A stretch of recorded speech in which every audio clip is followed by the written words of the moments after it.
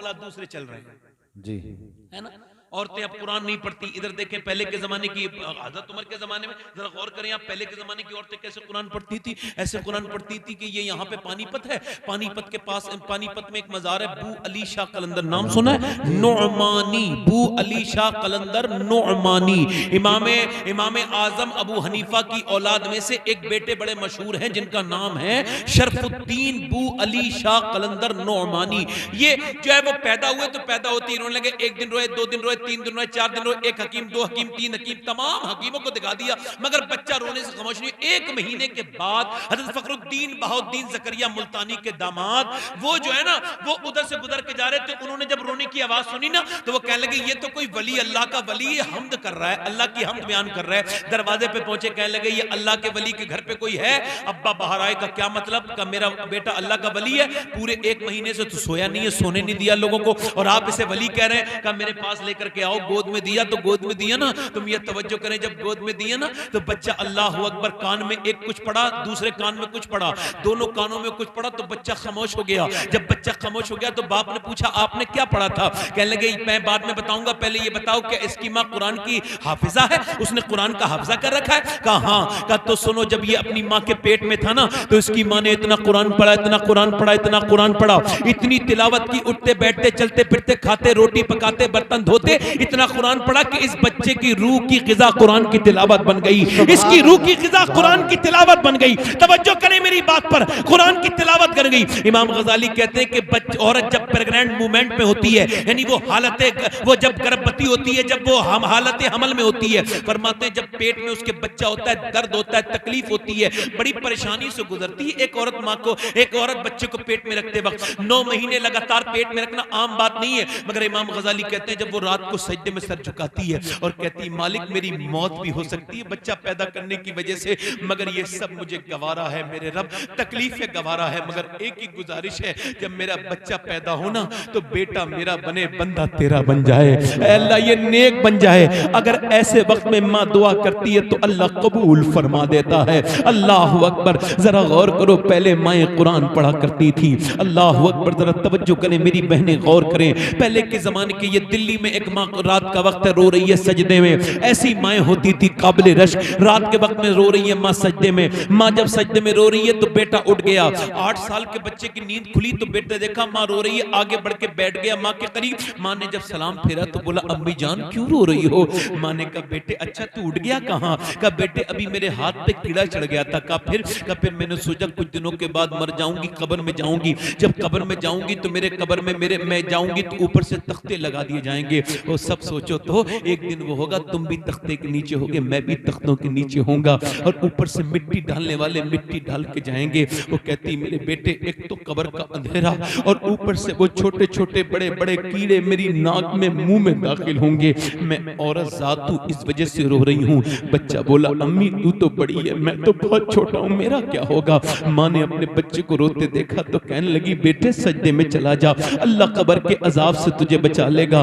बेटा जब सजदे में गया तो माँ भी सजदे में जाके रोई, फूट फूट के कहने लगी मालिक यहाँ तक लाना मेरा काम था, यहाँ से आगे कबूल करना तेरा काम है, मेरे रब इसे कबूल कर ले, मैं बेवा औरत हूँ, ये यतीम बच्चा है, इसका कोई नहीं है, इसे कबूल कर ले। रोज माँ रोती थी, दिन में चरखा चला के रात को रोती थी बच्चे के साथ। माँ का इंतकाल हो गया, बेटे का रंग दिल्ली के अंदर चढ़ा और उसके बाद बेटे का भी विसाल हो गया। मगर दिल्ली में जाके देखो, बड़ी बड़ी रानियां महारानियां, राजाओं महाराजाओं की बीबियां रानियां आई, मगर उनकी कब्रों के निशान भी मौजूद नहीं है। मगर जो रात को रोती थी उसका मजार दिल्ली में एम्स के बराबर में 3 बीघा जमीन में बना हुआ है, और उसके मजार पे हर हफ्ते बुध के दिन मेला लगता है। उसका नाम है सैयदा सुलेखा अल मारूफ माई साहिबा, उसके बाप का नाम है सैयद अरब शाह, और उसके बाप के पीर का नाम है ख्वाजा उस्मान हारूनी, और उसके बेटे का मजार करीब में है। अल्लाह अकबर, उसके बेटे के मजार को देखे, बादशाहों की कब्रों के निशान नहीं है, मगर उसके बेटे के मजार पे रोज मेला लगता है। उसका नाम निजामुद्दीन महबूब इलाही है। सुभान अल्लाह, सुभान अल्लाह, सुभान महबूब इलाही। मैंने गुती इकबाल कहता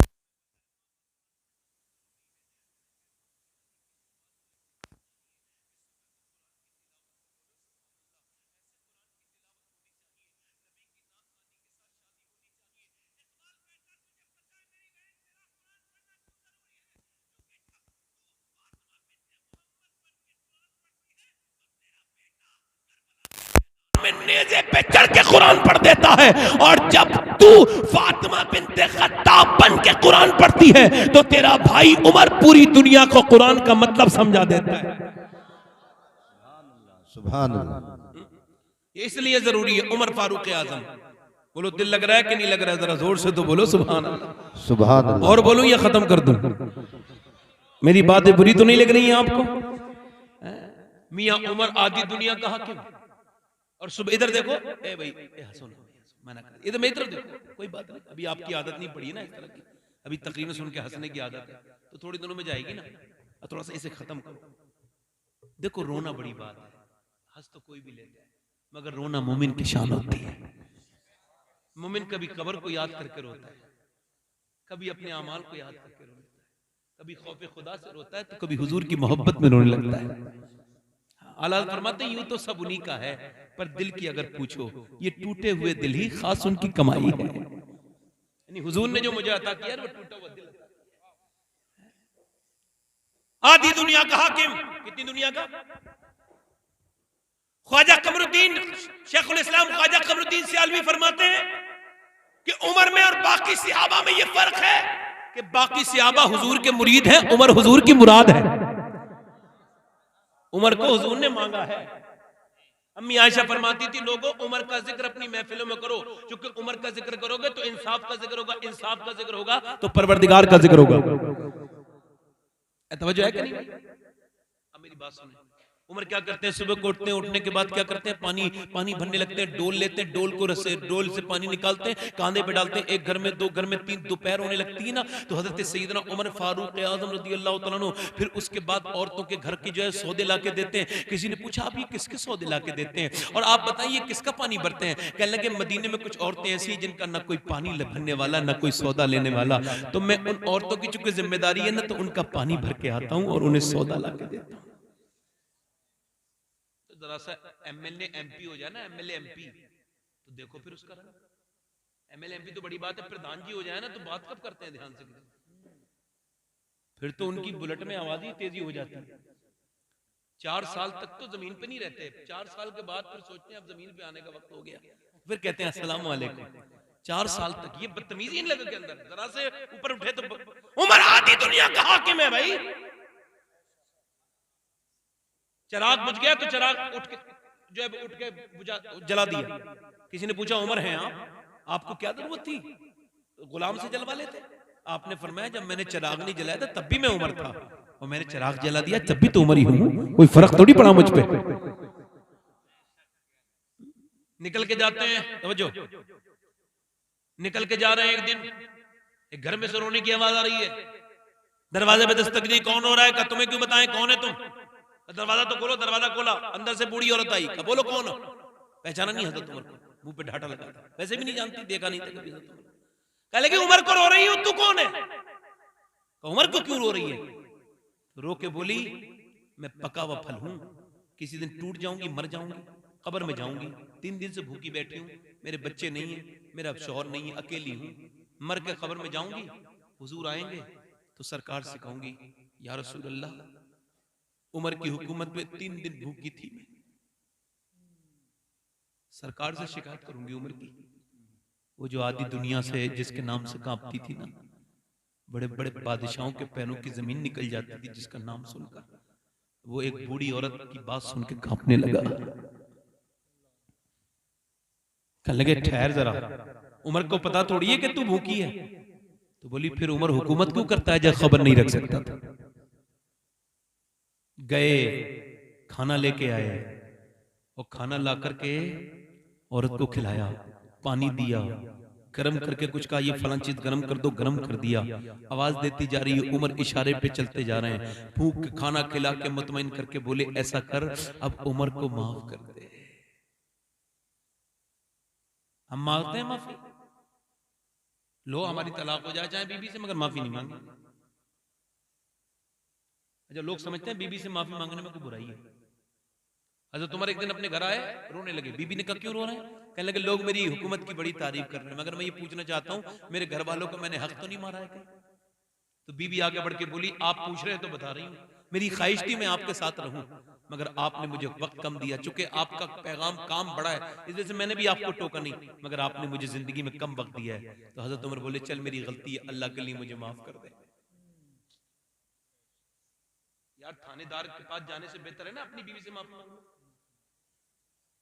बेहतर है ना कोर्ट के चक्कर लगाने से अपनी बीवी से माफी मांग लो। मैं बताऊं मियां बीवी के झगड़े में जब कोई तीसरा कूदे, चाहे इधर का या उधर का, और मियां बीवी के अपने झगड़े होते ही नहीं है, तीसरों के ही होते हैं, और मियां बीवी को आपस में सुलझा लेने चाहिए। अपने भाई को ना बीवी फोन करे, ना अपनी बहन, ना अपनी मां को शौहर बताए। ध्यान रखो इस बात को, मेरी सोने से लिख लो मेरी बात। मियां बीवी आपस में एक दूसरे को मनाए, अरे उनमें तो अल्लाह ने कोई पर्दा ही नहीं रखा।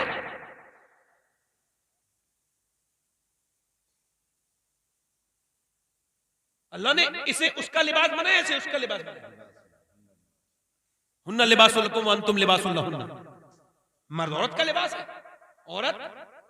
इमाम हुसैन कहते हैं मैं अपने बड़े भाई हसन से समझा इस आयत का मतलब। कहा कैसे? कहने लगे मुझे अपनी, वो कह रहे थे मुझे अपनी बीबी को तलाक देनी है। तो मैंने कहा क्या बात हो गई? बोले तो अपनी बीबी की बात तुम्हें क्यों बताऊं? तो ठीक। कहते फिर जब हजरत इमाम हसन ने तलाक दे दी तो मैंने पूछा भाई अब बताओ उसमें क्या कमी थी? कहने लगे यार दूसरे की बेटी की बातें क्यों सुनना चाह रहा है, क्या जरूरत है, खत्म करना, तलाक हो गई, खत्म। इस बात से समझ रहे हो बात को? अपनी बीवी की बुराइयां जो दूसरों से करने लगे उसका घर कभी नहीं बन सकता, नहीं बन सकता, सही बात है। तारीफ करे। हुजूर फरमाते हैं जिसकी बीवी सख्त हो और वो अपनी बीवी की बात पर, सख्ती पर वो सब्र करे, उस औरत को निभाए, तो हुजूर फरमाते हैं कयामत के दिन अल्लाह उसे अय्यूब अलैहिस्सलाम के बराबर सब्र का बदला देगा। सुभान अल्लाह, सुभान अल्लाह, माशाअल्लाह, वाह। बीबी की तो बात छोड़ो, लोग अपनी माओ से माफी नहीं मांग रहे हैं। नहीं मांग रहा। क्यों? क्योंकि उन्हें तकब्बुर हो गया है। याद रखो, एक जगह में आपस में सुलह कराने मुसलमानों, तो बोले हजरत इससे कोई मुझसे माफी मांगे। मैं बड़ा परेशान, मैंने कहा यार मुझे जाना है, जरा मुझे ट्रेन में पकड़नी है, जल्दी से बताओ यार तुम आपस में सुलह करते हो नहीं करते हो? कहने लगे वो नहीं, पहले इससे कोई ये माफी मांगे? बोला नहीं ये मांगे। मैं कहा मैं तुम दोनों से मांग लेता हूं भाई, लाओ तुम्हारे पैर का मैं पकड़ लेता हूं, लाओ। अरे मुझ पर क्या फर्क पड़ जाएगा भाई? हजरत उमर जोहर से पहले मस्जिद में जाते थे, मस्जिद की झाड़ू लगाते थे। बोलो सुभान अल्लाह, सुभान अल्लाह। आज तो मियां बड़े आदमी जाते हैं ना मस्जिद में, कहते झाड़ू नहीं लगी इमाम साहब, ओए आप ही लगा लो ना भाई, क्या मसला है तुम्हें, तुम हो क्या भाई? अल्लाह का घर है ये, कुछ इंसान का घर तो है नहीं, अल्लाह का घर है, झाड़ू लगाओगे तो बरकत मिलेंगी। किसी ने बाबा फरीदुद्दीन गंजे शक्ल से कहा कि मेरा दिल सख्त हो गया है, आपकी तकलीफ सुनता हूं तो असर नहीं होता। पहले दिल पे असर नहीं होता तो लोग अपने दिल की बात करते थे, अब असर नहीं होता तो कहते हैं मौलवी की तकरीर में कोई अमल ही नहीं था, इस वजह से असर ही नहीं हुआ। अब बाबा फरीदुद्दीन गंजे शक्ल से कहने लगा मेरे दिल में जो है ना हुजूर, मेरे दिल में गंदगी हो गई है, आपने ये नहीं फरमाया फला आयत पढ़ लेना, ये कुरान की आयत पढ़ लेना, नहीं, आपने फरमाया ऐसा कर मस्जिद में झाड़ू लगाना शुरू कर दे, तू अल्लाह का घर साफ करेगा, अल्लाह तेरा दिल साफ कर देगा। सुभान अल्लाह, सुभान अल्लाह। समझ है कि नहीं भाई? अब कोई मां से माफी मांगता है भाई? एक जगह मैं फातिहा में गया ना, तो बड़ी लंबी चौड़ी फातिहा थी, आदमी बड़ा मालदार था, उसकी मां ने मुझे बुलाया, कहने लगा सैयद साहब ये आपको बहुत मानता है आदमी। मैंने कहा मैं लड़का, मैंने कहा बोलो। कहने लगे इससे कह दो कम से कम एक महीने में 100 रुपए 200 रुपए तो दे दिया करे मुझे। बोली सैयद साहब जब तक मेरा आदमी जिंदा था मैं पान खाती थी, जब से मेरा आदमी मरा है इसने मुझे पान भी छुड़वा दिया, और दवा के लिए भी भीख मांगता हूं तो कहती कब तक दवा खाती रहोगे? कहने लगे सैयद साहब ये छुपा छुपा के खाने लाता है, आइसक्रीम लाता है, अपने बच्चों बीबी के लिए लेके आता है और मुझसे छुपा के लेके जाता है। सोचो तो यार, भूल गए मां को? मैं और तुम जो पले हो ना, जवान जितने हो, उस जमाने में डायपर नहीं थे, डायपर तो अब हमारी माँ और तुम्हारी माँ पूरे सर्दियों में लंगोटे धोते में गुजर जाता था। सही बात। फिर सुखाने में, फिर लंगोटा खत्म हो गया, रात को बच्चे ने पेशाब कर दिया तो खुद गीले में सो गए, और बच्चे को जो है सूखे में सुला दिया। अल्लाह हैं? आज जरा गौर करो, आज माओ के साथ क्या दिलचस्पी लोगों को हैं? माँ माँ होती है, माँ जब मर जाए, मैं ये बात कह रहा हूं, अम्मी आयशा फरमाती हैं कि एक दिन मेरे दरवाजे पे दस्तक हुई तो मैंने दरवाजा खोला, एक औरत खड़ी थी। कह लगी अम्मी उम्मुल मोमिनीन मैं भूखी हूं, मेरे बच्चे बहुत भूखे। फरमाती मैंने उसे 3 खजूरें थी, तीनों दे दी। उसने एक अपने बच्चों को खिलाई, दूसरे बच्चों को खिलाई। बच्चे दोनों खा रहे हैं तो देख रही है, कुछ हो रही है। फिर उसने तीसरी खजूर अपने मुंह में रखी तो बच्चे खा के माँ की तरफ को देखने लगे, यानी बच्चों की माँ की खजूर पे नजर थी। तो कहते हैं माँ ने ना मुंह नहीं चलाया, फरमाती मुंह में से खजूर निकाली और उसके 2 टुकड़े किए, एक इसके मुंह में कर दी, एक इसके मुंह में। दोनों बच्चे जब चबाने लगे ना तो माँ मुस्कुराती हुई चली गई। तो हुजूर फरमाते हैं कि आयशा, सैयदा आयशा कहती मैं रो रही थी। हुजूर ने पूछा क्यों रो रही हो आयशा? मैंने कहा हुजूर ममता देख के दिल मेरा भर आया है। उस औरत ने भूखी ने अपने मुंह की खजूर आधी एक बच्चे को खिला दी, आधी एक को खिला दी। हुजूर फरमाते हैं माँ का मर्तबा तभी तो अल्लाह ने इतना बड़ा बनाया है आयशा कि माँ के कदमों के नीचे जन्नत है। एक बार माँ चली जाए तो दूसरी माँ नहीं मिली। मैं आपको अपना एक वाकया बताऊं कि मैं पहले अपने अकील भाई घर जाता था तो मेरी अम्मी ठीक थी 1.5 साल पहले। तो जाता था तो दरवाजा खुलवाने की जरूरत नहीं पड़ती थी, वो आवाज सुनती थी गाड़ी की और वो खोल देती थी। अब उन पे फालिज का असर हो गया है, अल्लाह सफाता फरमाए। उनसे खड़ा नहीं हुआ जाता ना बैठा जाता है। अल्लाह सफा- अब मैं जब जाता हूं तो जब भी वो जागी रहती है, कभी कभी दरवाजे पे देर हो जाती है तो पहुंचता हूं ना तो मैं देखता हूं कि अम्मी जागती रहती है। तो मैंने एक दिन अम्मी से कहा अम्मी नींद नहीं आती रात को? कहने लगी आती तो है मगर तुम्हारी गाड़ी की आवाज सुन के मैं जाग जाती हूँ। फिर मेरा हाथ पकड़ के बोली तुम हुजूर के जलसे में जाते हो तो मेरे लिए ये दुआ कर दो, इतनी दुआ करो कि अल्लाह ताला मुझे इतनी इतनी ताकत दे दे कि जब तुम आया करो तो मैं दरवाजा खोलने आ जाया करूं, रात में किसी दूसरे को परेशानी ना हुआ करे। अल्लाह अकबर। यार जब तक माँ होती है ना, अल्लाह, दीवारें छोटी होती थी लेकिन पर्दा होता था, दीवारें छोटी होती थी लेकिन पर्दा होता था। ताले की इजाजत से पहले सिर्फ भरोसा होता था और जब तक माथा चूम के रुखसत करने वाली जिंदा थी, जब तक माथा चूम के रुखसत करने वाली जिंदा थी, दरवाजे तक के बाहर तक मुंह में लुकमा होता था। अल्लाह अकबर। मगर आज वो नहीं है। ए मेरे भाई, अगर एक बार माँ मर गई ना तो फिर ठंडी ठंडी मिट्टी मिलेगी। बाप मर गया ना तो फिर छांव, तब जब मियाँ पेड़ गिर जाए तो छांव को याद करने से क्या फायदा।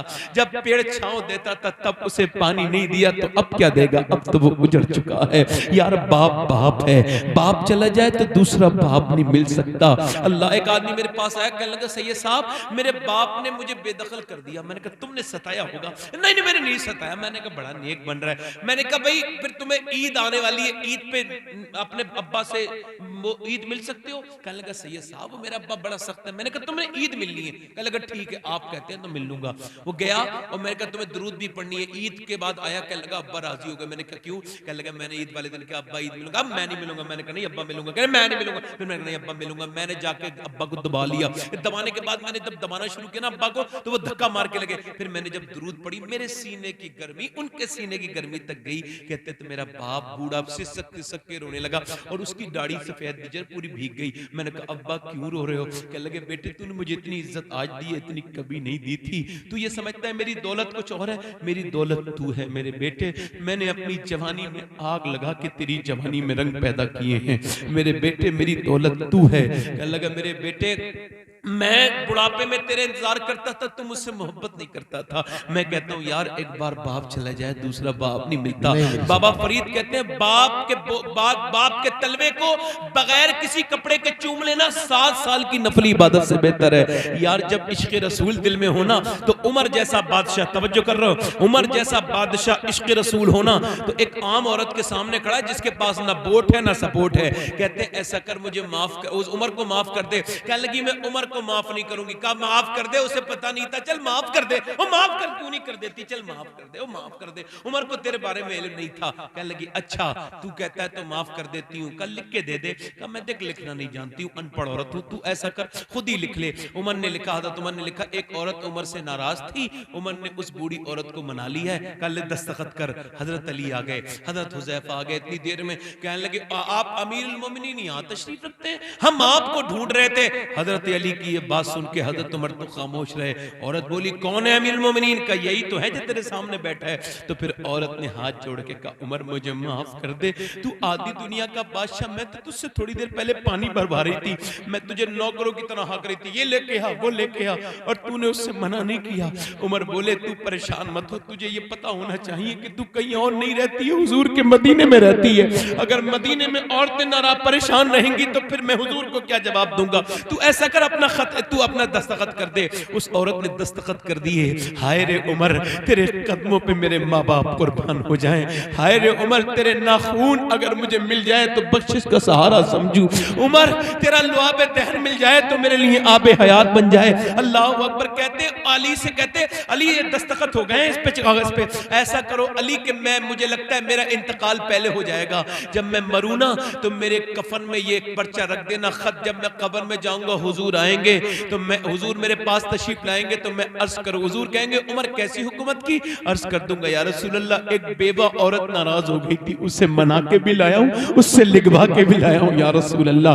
यार ये थे उमर, ऐसे भी बादशाह दुनिया में अब आएंगे। ओ एक दूसरे भाइयों से माफी मांग लो, अपनी बहनों से माफी मांग लो, बहनों को मनाओ, खुशी होगी, माफिया मांगो, अपने रिश्तेदारों को मनाओ, दुनिया छोटी है ओ लोगों, अल्लाह से तौबा करो।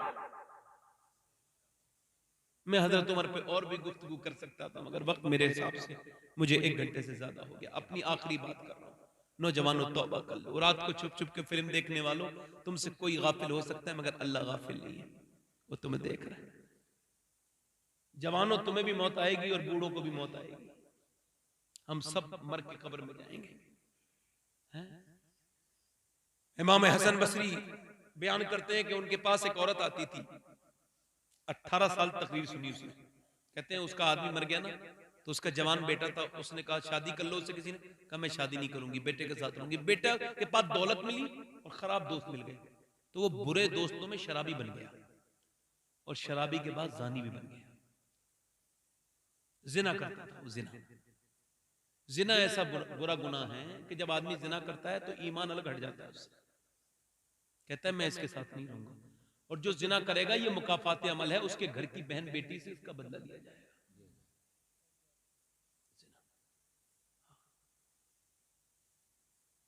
जन्नत में सबसे बड़ी नेमत कौन सी है? अल्लाह का दीदार। क्या है? हम जिस अल्लाह को मानते थे ना उसे देखें। क्या करेंगे? बोलो तो सही यार, बोलो तो सही जरा यार, जो देखना चाहता है वो बोलो जरा यार। किसे देखेंगे? हैं? मगर फिर मेरा रब क्या फरमाता है?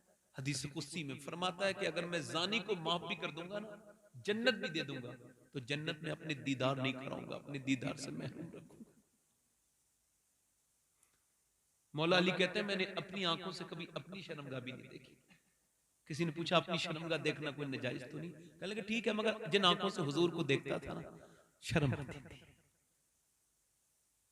इन आंखों से जाओगे कब्र में, ये आंखें लगी गंदी, इन आंखों में कितनी फिल्में हैं, कितने ड्रामे, कितने रास्तों की बदनिगाहियां हैं, कितनी शादियों की बदनिगाहियां, ये आंखें लगे।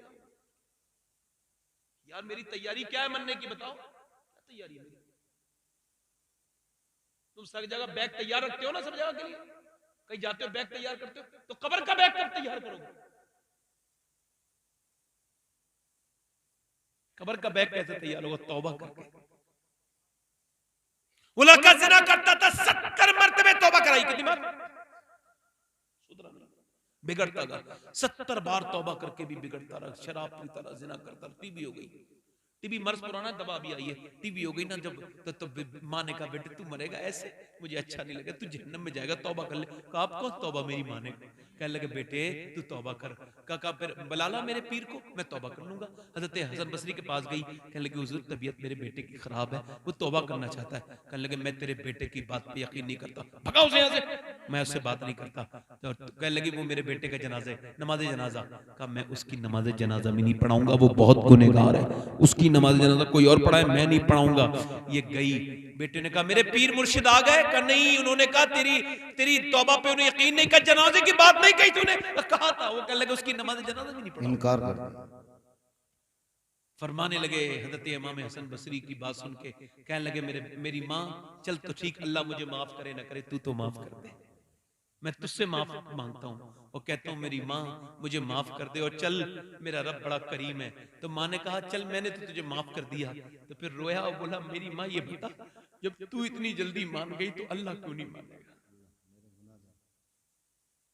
वो तो 70 माओ से ज्यादा मेहरबान। फिर बोला मेरी माँ अगर मैं ठीक भी हो जाता तब भी गुनाह ना करता। फिर बोला देख तू आमीन कहना। मेरी माँ तू आमीन कहना। दुआ करके बोला मेरे मालिक अगर मेरे गुनाह की कोई हद नहीं है तो तेरे करम की तो कोई हद नहीं है, मैं कहां जाऊंगा बता, तुझसे दूर मैं तौबा करता हूं। इतना रोया, रोते रोते मर गया। उधर वो मरा है, उधर दरवाजे पे दस्तक हुई, हसन बसरी। इसने पूछा कौन है? कहा हसन बसरी। आपने माँ ने पूछा दरवाजे पे कौन है? कहा हसन बसरी। आपने तो जनाजे की नमाज पढ़ाने से मना किया था। कह लगे मैंने मना जरूर किया था, मगर अभी जब मैं लेटा था ना तो आंख लग गई तो हातिफे गैब से आवाज आई, हसन बसरी तू मेरा दोस्त है मगर तेरे पड़ोस में मेरा एक दोस्त इंतकाल कर गया है, जा उसका नमाज़े जनाजा पढ़ ले। इमाम हसन बसरी गए, उसका चेहरा देख के बोले देखो अल्लाह कितना करीम है, एक बार में उसने करम कर दिया, अपना फजल कर दिया, मेहरबानी। आप सब लोग तौबा करेंगे इंशाअल्लाह। आपको अपनी कब्र में सुना है, मुझे अपनी, तो किसी दूसरे को नहीं देखना है, अपनी तौबा करनी। मैंने आपको क्या बताया, अगर तौबा करोगे तो बदला उससे तौबा करो। उसके सामने रोया, मैं और आप मौत के मुसाफिर हैं, हमें मौत आने वाली है करीब करीब। तो गुजारिश करता हूं कि अपने जिंदगी को बदलो, तब्दील करो। आप में कितने लोग ऐसे हैं, कितने लोग ऐसे हैं जो हुजूर के नाम पे गर्दन कटा देंगे? दोनों हाथ उठा के बताएं, नीचे हाथ कर। जो गर्दन कटा सकता है कुछ भी कर सकता है ना। तो आप में कितने लोग ऐसे एक दूसरे की तरफ न देखें, जो गर्दन भी कटा देंगे और आज से हुजूर के नाम पे पूरी दाढ़ी भी रखा लेंगे। इस महफिल में जरा खड़े हो जाएं, दाढ़ी रखाने वाले पूरी खड़े हो जाओ। सुभान अल्लाह, नारे तकबीर, नारे रिसालत। खड़े रहो, खड़े रहो, खड़े रहो। सोच समझ के खड़े हुए हो। पूरी दाढ़ी रखानी आज से, मुंडानी नहीं है। 100 शहीदों का सवाब है एक दाढ़ी पे। सुभान अल्लाह। अब कोई कह सकता है ये महफिल छोटी है, जिस महफिल में 4 लोगों ने सुन्नत रखाई हो। सुभान अल्लाह, सुभान अल्लाह, सुभान अल्लाह। भाई खड़े रहो, खड़े रहो, खड़े रहो, खड़े रहो। 5वां आशिक रसूल है, 100 शहीदों का सवाब। आपके सुभान दाढ़ी है, अल्लाह, सुभान अल्लाह। आपके पहले से है। जिसके दाढ़ी पहले से हो वो ना खड़ा हो और कोई बच्चा खड़ा ना हो। है कोई आशिक रसूल? सुभान भाई खड़े हो जा। कोई है? चौथा सैयद साहब को 5वां आशिक रसूल है कोई? छोटी दाढ़ी वाला? नहीं नहीं, आपके दाढ़ी है, आपके दाढ़ी है। आप बैठ जाएं, आप तशरीफ रखें। है कोई दाढ़ी वाला, छोटी दाढ़ी वाला? अरे माशाअल्लाह, ये खड़े हो गए चाचा। सुभान अल्लाह, नारे तकबीर। खड़े रहो, खड़े रहो। सुभान अल्लाह, नारे रिसालत। अल्लाह आपको शाद आबाद रखे, खुश रखे। आमीन सुब्बा आमीन। खुशियां दे। मैं फकीर आदमी, मेरे पास कोई नहीं, कुछ भी नहीं है, दुआ है वो दे रहे हैं। अल्लाह का शुक्र है। मैं अभी मदीने जा रहा हूँ, आप सबके लिए दुआ करूंगा मदीने में। सुभान अल्लाह। मैं काबे के पास उन लोगों के लिए दुआ करूंगा जो मेरे कहने से दाढ़ी के लिए खड़े हुए। 5 हो गए। कोई छठा आशिक रसूल है? तुम रखाओगे? आप रखाओगे तो खड़े रहो।